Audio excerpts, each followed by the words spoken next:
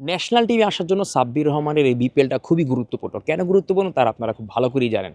সামনেই T twenty world cup. এই world কাপকে ঘিরে যদি বাংলাদেশ প্ল্যান করতে চায় এবং সাব্বির রহমান নিজে প্ল্যান করতে চান যে হ্যাঁ, আমি ন্যাশনাল টিমে ঢুকতে চাই, তাহলে এবারে বিপিএলে সাব্বির রহমানের ভালো খেলাটা খুব গুরুত্বপূর্ণ।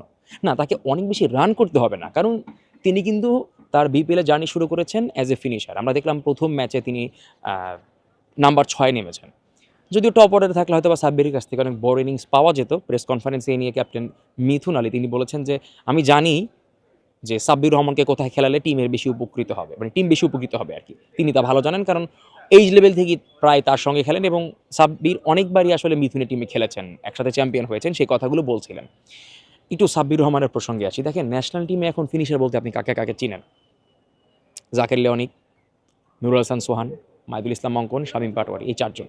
খেয়াল করে দেখবেন এই ৪ জনেরই খুব বেশি কনসিস্টেন্সি মেইনটেইন করার বিষয়টা কিন্তু খুবই কম।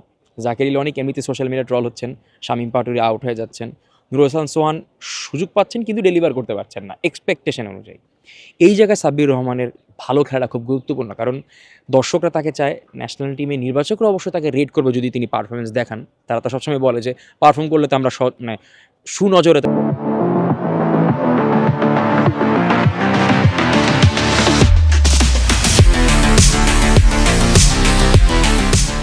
রাখবই।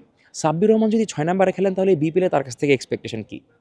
আমার কাছে মনে হয় তিনি যদি ৩০০ রান কোনো মতে করতে পারে বা 250 প্লাস করতে পারে, যেটা একটা হেলদি স্ট্রাইক রেটে থাকবে, তাহলে সাব্বির রহমানের জন্য অনেক বড় সুযোগ থাকবে সামনে টি-টোয়েন্টি ওয়ার্ল্ড কাপে তাকে নিয়ে আলোচনা হোক।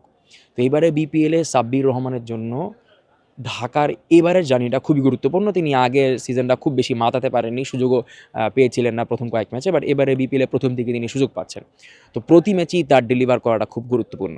এবারের বিপিএলে সাব্বির রহমান যদি বাকি যেই ৪ জন ফিনিশারের কথা বললাম, যারা ন্যাশনাল টিমে আসা যাওয়ার মাঝে আছেন, তাদের থেকে একটু ভালো স্ট্রাইক রেটে ইনিংস শেষ করতে পারেন, তাহলে টি-টোয়েন্টি ওয়ার্ল্ড কাপে Sabbir Rahman is coming back. আপনাদের প্রেডিকশনটা কি সেটা জানিয়ে যাবেন। আমার কাছে মনে হচ্ছে প্রেডিকশন দেওয়ার কিছু নেই, কারণ সাব্বিরকে নিয়ে সবারই এক্সপেকটেশন অনেক বেশি থাকে, তিনি এমনটা দেখিয়েছেন। বাট ওই যে এর আগের বিপিএলতে আমরা আশা করলাম, বা এর আগের এনসিএল টি-টোয়েন্টিতে আশা করলাম, বা মানে প্রত্যেকটা ঘরোয়া টুর্নামেন্টে আমরা আশা করি সাব্বির এবার ভালো কিছু করবেন, ন্যাশনাল টিমে ফিরবেন, বাট পারেন না। সাব্বির রহমান নিজে কি সেটা ফিল করেন কিনা সেটা অনেকটা দেখার বিষয়। তো দেখা যাক সাব্বির রহমান এই সুযোগটা লুফে নিতে পারেন কিনা এবারে বিপিএল থেকে। যদি তিনি এবারের বিপিএলে, যেটা বললাম, ভালো স্ট্রাইক রেটে ভালো রানে শেষ করতে পারেন, খুব বেশি রান করতে হবে না, ফিনিশার রোলে যতটুকু থাকতে হয় ওই অ্যাভারেজ মেনটেন করে নট আউট থেকে ভালো স্ট্রাইক রেটে ম্যাচ শেষ করতে পারেন, তাহলে টি-টোয়েন্টি বিশ্বকাপে তাকে নিয়ে প্রচুর আলোচনা হবে এবং সেই আলোচনা থেকে তিনি ন্যাশনাল টিমে ঢুকতেও পারেন। আপনাদের প্রেডিকশন কি বরাবরের মতো আমি জানতে চাই। সেই প্রেডিকশনটা অবশ্যই কমেন্ট সেকশনে জানিয়ে যাবেন। আমার প্রেডিকশন হচ্ছে হ্যাঁ, আলোচনা থাকবেন, খুব বেশি ভালো করবেন কিনা জানি না, বাট সাব্বির রহমান আলোচনায় ইনশাআল্লাহ থাকবেন। ধন্যবাদ সবাইকে।